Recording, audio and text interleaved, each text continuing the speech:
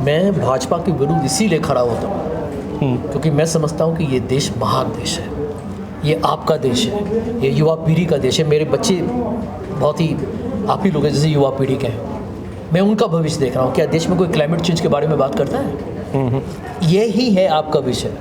दुनिया भर में हर लोकतंत्र में आप जाइए, युवा पीढ़ी is fighting on climate change. India में ये विषय भी नहीं। क्लाइमेट चेंज की बात तो तब करेंगे जब लोगों के पास खाने के लिए पैसे हों। यहाँ 90 करोड़ लोगों को तो राशन बटाया, तो क्लाइमेट चेंज कहाँ से प्राप्त? अब आप ये देखिए कि क्लाइमेट चेंज कोई एलिट कॉन्सेप्ट नहीं है। क्लाइमेट चेंज के कारण जो आपके हालात हो रहे हैं ग्रामीण क्षेत्र में, किसान जिस तरीके का उनको नुकसान होगा क्योंकि बारिश कम आएगी, आपके डैम्स ड्राई हो जाएंगे।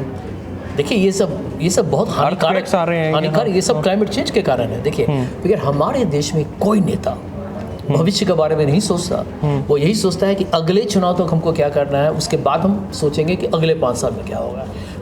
हमें ऐसा व्यक्ति चाहिए जो दूर तक देखे, जो आज पूंजी निवेश करे। ये नहीं कि हम अगले चुनाव में हमें हीरो बन जाएंगे, क्योंकि 10 साल के बाद जो हमारे जो व्यक्ति आपके जैसे जो लोग हैं वो देखेंगे कि मेरा भविष्य बदल गया।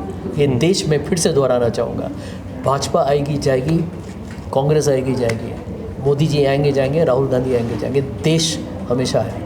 और यदि हम सब भारत के नागरिक, भारत की आवाम, भारत की जनता गौर करे विषयों पर, और जब कोई नेता आपको भड़काने की कोशिश करे, कोई भी नेता जब आपके बीच में एक मतभेद करने की कोशिश करे, जो विस्फोटक या विभाजक राजनीति करे, उसको आप रोकिए। और उसको आप एक ही तरीके से रोक सकते हैं, क्योंकि आपके हाथ में जो है ना वो वोट है। एक वोट जो आपका है ना, वही एक वोट अदानी के हाथ में, वही एक वोट रतन टाटा के हाथ में, वही एक वोट किसी तीसरे के हाथ में, अक्षय कुमार के हाथ में, वही एक वोट मुकेश अंबानी के हाथ में है। समझ गए? तो भारत की मैं समझता हूँ कि हमारे जनतंत्र को मजबूत करने के लिए यदि हम लोग सशक्त रहें, चौकसी में रहें, तो भारत महान देश बन जाएगा। अच्छा सर, आपने जो ये रिलीजियस एक्सप्लॉयटेशन और मेजॉरिटेरियनिज्म इनकी बात करी, तो ये तो कांग्रेस भी करती थी अपीजमेंट मुस्लिम्स के लिए कि 15% 18% वोट हमारे साथ रहे। जैसे आपने 30% या 15-20% बीजेपी सोचती है कि हिंदूज़ का वोट उनके साथ रहे, तो ऐसा तो आप लोग भी करते थे। अब मंदिर की बात होती है तो ताले तो राजीव नहीं खुलवाए थे।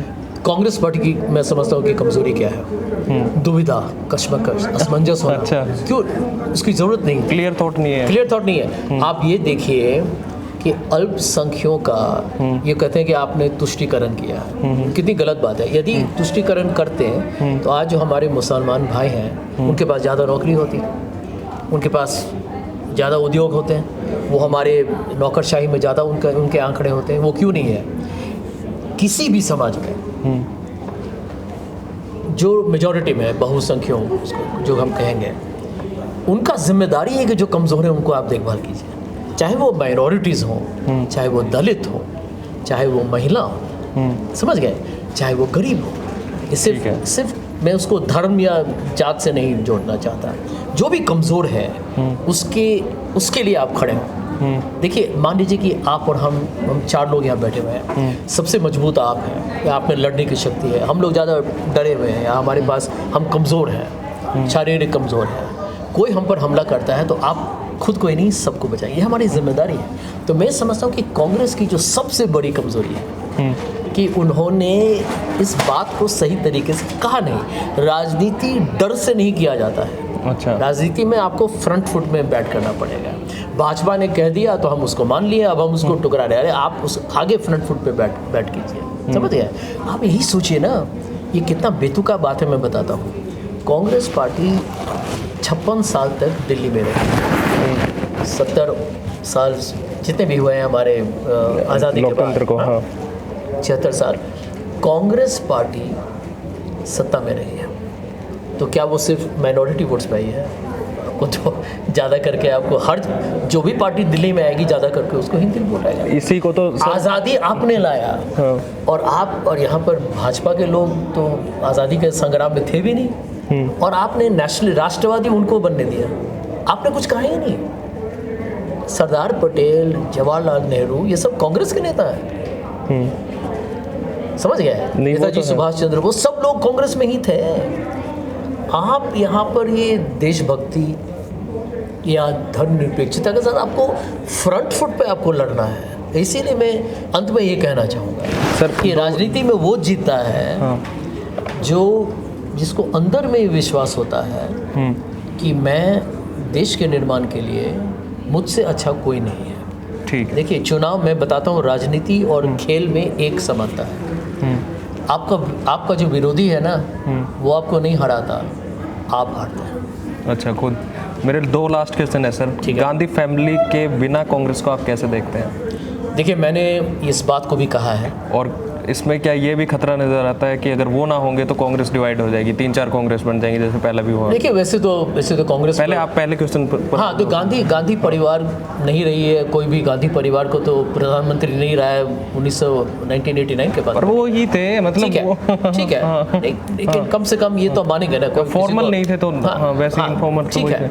दूसरी बात कि अभी भी खारगे जी अध्यक्ष बने हैं, पार्टी टूटा नहीं है। पार्टी की जो कमजोरी रही है कि जब कोई नेता जाता है तो आप उसको रोकने की कोशिश नहीं करते। अच्छा, एक तो ये ज्योतिरादित्य सिंधिया, अभी हमारे मित्र मिलिंद देवरा, मेरे बहुत ही अच्छे मित्र हैं, आपके बॉम्बे से, महाराष्ट्र से, RPN सिंह, जितिन प्रसाद, ये कांग्रेस के भविष्य उनको देखा गया था, सब छोड़ के चले गए। आप लोगों को रोका क्यों नहीं? मैं समझता हूँ कि देखिए, जब तक पार्टी के अंदर एक बहुत ही जो कहते हैं ना आंतरिक लोकतंत्र नहीं होगा, जहाँ पर लोग खुलेआम बोल सकते हैं। मुझे किताब लिखना पड़ा, मुझे रुकने की ज़रूरत नहीं थी यदि आप मुझको सुनते हैं। तो ये आंतरिक जो लोकतंत्र है वो पार्टी में कमज़ोर हो चुकी है। लोग सुनते हैं लेकिन जितना सुनना चाहिए वो नहीं सुनते हैं।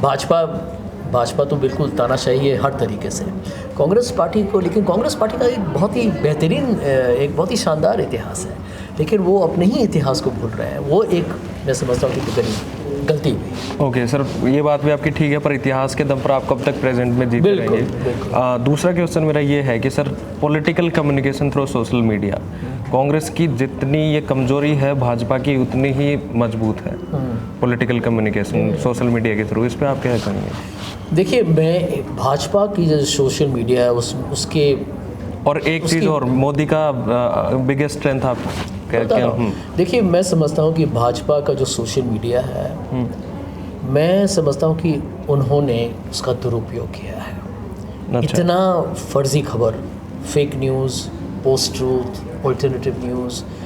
देखिए, सच्चाई यही है कि जिस तरीके का मैंने ट्रोलिंग देखा है, जिस तरीके से वो एक समुदाय के विरुद्ध प्रचार करते हैं, बहुत ही घटिया और घिनौनी रहा है। तो मैं उस पर ज़्यादा नहीं कहूँगा। मैं समझता हूँ कि भाजपा अभी हो सकता है कि आगे है, हो सकता है कि लोगों को वो भाषा कुछ लोगों को पसंद आता है, लेकिन जब लोग सच्चाई जानेंगे तो मैं समझता हूँ कि भाजपा का पूरा खेल जो है, डिवाइड एंड रूल का खेल, वो पूरा एक भंडाफोड़ या पर्दाफाश हो जाएगा। जहाँ तक आपने पूछा, मोदी जी का जो सबसे बड़ी उनकी विशेषता ये है कि वो मेहनत बहुत करते हैं। ये तो मेहनती है वो, मैं नहीं, उस बात से मैं समझता हूँ कि सब लोगों को समझना है। वो जवान आदमी नहीं है, 70 से ज़्यादा उनका कुछ सालों में वो मार्गदर्शक मंडल में खुद पहुँच जाएंगे, परंतु वो मेहनती हैं। ये तो और उनमें एक तरीके से सत्ता पाने के लिए जो उनके अंदर जो एक जज्बा है या एक जो अभिलाषा है उनका, या लोभ भी कहिए, वो जो है उनके, उसको आप, वो रचनात्मक भी हो सकता है, नकारात्मक भी हो सकता है, लेकिन उसके लिए वो कुछ भी करने के लिए तैयार है। तो वहाँ पर जो है ना, वो साम दाम दंड भेद में ऑपरेशन लोटस से बिल्कुल गलत है। लेकिन देखिए, वो राजनीतिक सच्चाई है, वो भी एक हकीकत है, और देश को बचाना है तो आपको उसके विरुद्ध कैसे आप अपने आप को संभालें और मजबूत करें और जीतें, यही विपक्ष का काम है। तो मैं समझता हूँ कि देखिए, मैं आशावादी हूँ और मेरा पूरा विश्वास है कि युवा पीढ़ी, देश के किसान, देश के गरीब, देश की मिडिल क्लास, जिसको बहुत लोग भूल जाते हैं, और देश के उद्योगपति, सब लोगों को तरक्की करना है, महिलाओं को तरक्की करना है, सबको तरक्की करना है। और मेरा